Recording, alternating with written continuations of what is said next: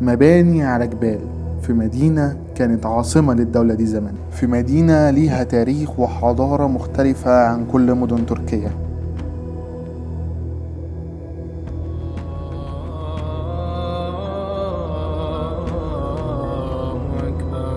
في غرب دولة تركيا مدينة أرطغرل سابقا، واللي حاليا هي مدينة بلجيك.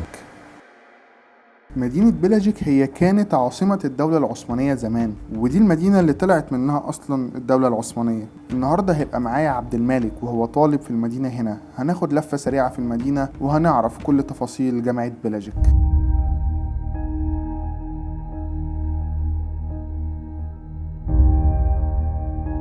هنا دي مدينة بلجيك، دي البلدية بتاعت بلجيك اللي أساس أصلا المدينة كلها. هنا طبعا احنا عندنا بلجيك بيطلق عليها هي كرولوشون شهادة، اللي هي مدينة التأسيس اللي هي تأسس منها الدولة العثمانية وبدأت بيها الدولة العثمانية أصلا، وكمان كانت العاصمة الأولى للدولة العثمانية. هنا تصور بعض المشاهد من المسلسل بتاع أرطغرل الغازي اللي هو المسلسل الشهير خالص. فدي احنا كده بداية المدينة. المدينة بشكل عام هي مدينة يعتبر من أهدى المدن اللي أنت ممكن تروحها. المدينة احنا بنتكلم إن الساعة دلوقتي 1 الظهر، ده عايز أي مكان يبقى زحمة في العالم كله مش في تركيا بس. لكن المدينة فعلا هادية جدا، عدد الناس اللي موجودة فيها مش كبير، وده من وجهة نظر أنا يساعد كطالب إن أنت تتمتع بحياة طلابية هادية لأبعد الحدود. في عندنا مثلا كافيه في الغابة، مثلا الكافيه اللي هناك ده برضو بتشوف منه المنظر بتاع المدينة كلها، بتقعد تشرب كوباية قهوة، تاخد صورة، تصور القهوة بتاعتك، تشوف الدنيا حلوة جدا من هناك مثلا. فالغابة حلوة، فاهم يعني، بتشوف منها كل المدينة كلها. طيب أنا حاليا دلوقتي ورا المفروض الحديقة يعتبر اللي موجودة في مدينة بلجيك. الحديقة دي هي مبنية يعتبر على حوالي 6 كيلو، لو هنتكلم على مساحة فيها أكتر من 250 مكان إنك تقعد فيه. كمان الحديقة فوق ممكن لو أنت حابب إن أنت تطلع تشرب شاي أو تقعد مع أهلك أو تستمتع بشكل عام، فالدخول في الحديقة دي كمان بيكون مجاني بشكل 100%. وكمان المنظر من الحديقة من فوق إنك بتشوف المدينة كلها مبهر جدا، فيلا بينا نشوف. ومن الغابة هننتقل للجامعة على طول. جامعة بلجيك هي الجامعة الحكومية الوحيدة في المدينة دي، لكن الجامعة شاملة تخصصات كتير زي الطب، الهندسات، الفنون الجميلة، التخصصات الأدبية طبعا. وهنا هسيب مالك بما إنه طالب في الجامعة بقاله أكتر من 3 سنين يحكي لنا عن الجامعة بشكل مفصل. اتفضل سألني باشا. عايز أعرف إيه الميزات اللي أنت شايفها موجودة في الجامعة من ناحية الخدمات، من ناحية مثلا كتعليم، من ناحية مثلا المكتبة، الخدمات اللي الجامعة بتقدمها بشكل عام. يعني الخدمات اللي بتقدمها الجامعة في خدمات كتير جدا، وده اللي بيميز الجامعات الحكومية التركية هنا أو الجامعات الخاصة كمان. لأن الخدمات هنا اللي بتلاقيها من الجامعة زي مثلا الملاعب، زي مثلا الأجواء الثقافية، مراكز الشباب. في عندنا مثلا يوم العلوم اللي هو البليمشان ليدا، ده برضو بيكون في أيام واحتفالات وكده الحاجات دي. وفي عندنا برضو المكاتب والكافيهات اللي بتوفرها الجامعة، وكمان الليميك هنا اللي بتوفرها الجامعة.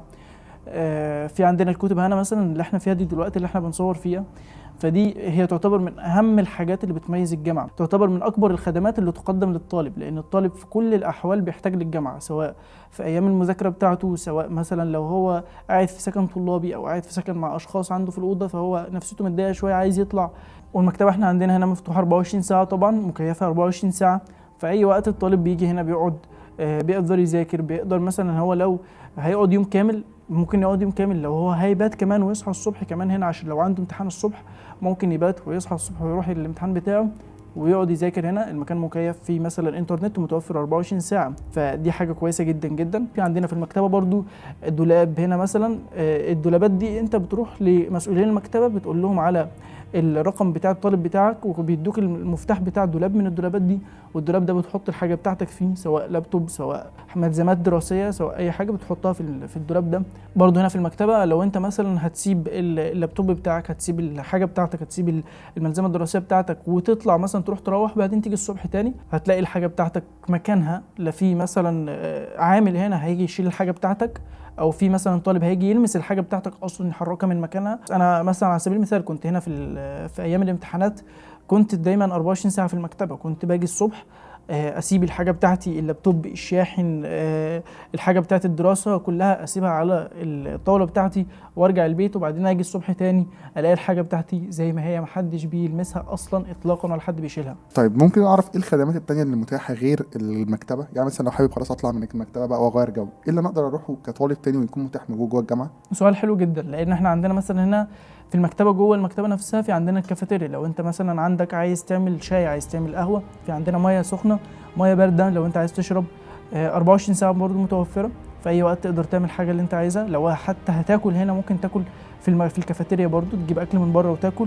او لو انت عايز تعمل اندومي مثلا هنا في الكافيتيريا ممكن تعمل اندومي بالميه السخنه طبعا، فده متوفر جدا. لو انت مثلا نفسيتك خلاص ملت من المذاكره وعايز تطلع تتجول كده، تاخد شويه هوا كده وبتاع، فممكن تروح الحديقه بتاعه الجامعه. هنا في عندنا حديقه اسلاميه على الطراز الاسلامي، جميله جدا جدا، فيها كل انواع الورود. وكمان عندنا الحديقه بتاعه الكامبوس بتاع الجامعه، برضو دي فيها مقاعد حلوه جدا تقدر تقعد فيها. وممكن كمان تروح تأجر لك كوره مثلا مجانا، طبعا ايجار الكوره هنا، تأجر لك كوره وتروح تلعب بيها في الملعب بتاع الجامعه هنا، ده برضو حاجه كويسه جدا جدا. عندنا برضو من الحاجات المميزه جدا جدا هنا، واللي انا لاحظتها في دول تانية صعبه لكن هنا سهله، وهي المطعم بتاع الجامعه. مطعم الجامعه بتقدر تاكل فيه بسعر منخفض جدا، اكل يعتبر مقارب جدا جدا للاكل البيتي، فبيكون مكون من 4 انواع من الاكل، وكمان بسعر رخيص جدا. احنا عندنا هنا في الجامعه ب 25 ليره، 25 ليره اي ما يعادل 70 سنت مثلا،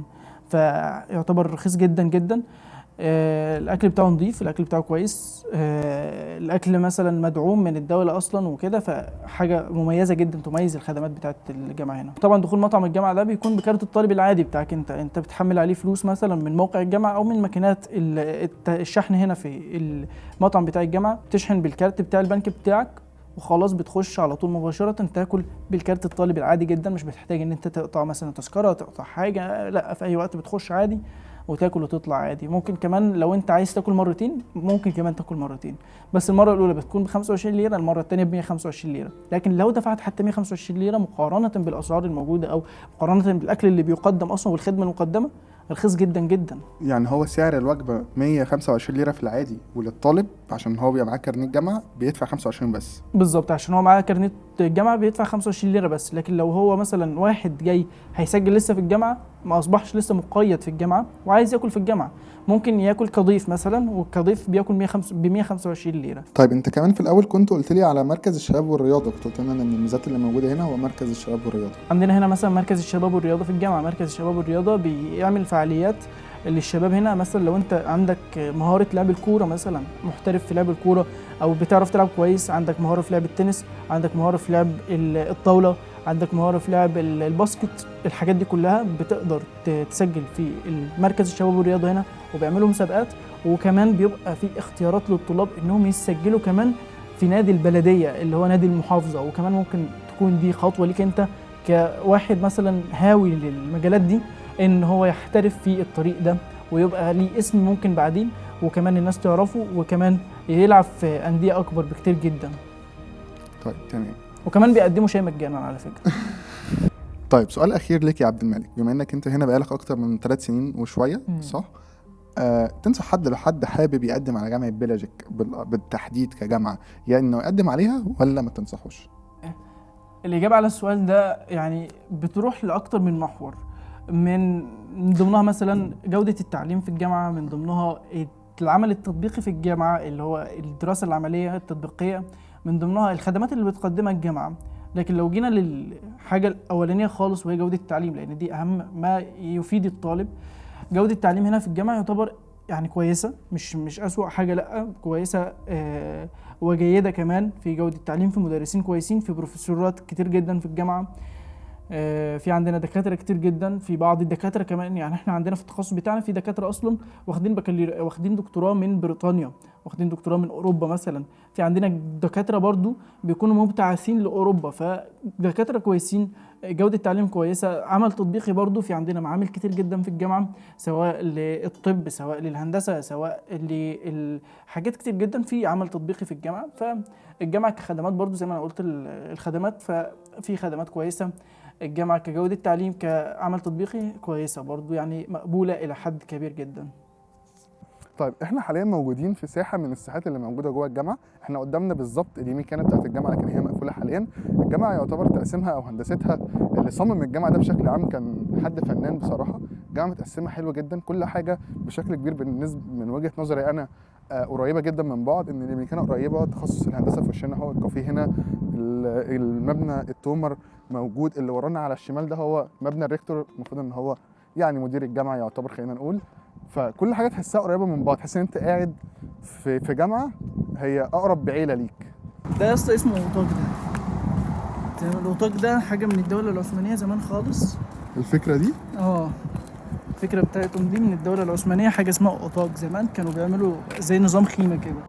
وفي نهايه الفيديو كنت حابب جدا ان انتوا تعرفوا التفاصيل بتاعه الجامعه من طالب بيدرس جوه الجامعه بقاله فتره كبيره. كان معانا عبد الملك احد الطلاب المميزين جدا في تركيا. هتلاقوا لينك الانستجرام بتاعه تحت الفيديو، هتلاقوا كمان لينك القناه بتاعته تحت الفيديو، ممكن تتابعوه. ويا رب يكون الفيديو عجبكم، كان مهم جدا ان احنا ناخد التفاصيل من طالب جوه الجامعه. ما تنسوش لايك للفيديو واشتراك في القناه. اشوفكم في فيديوهات تانيه كتير.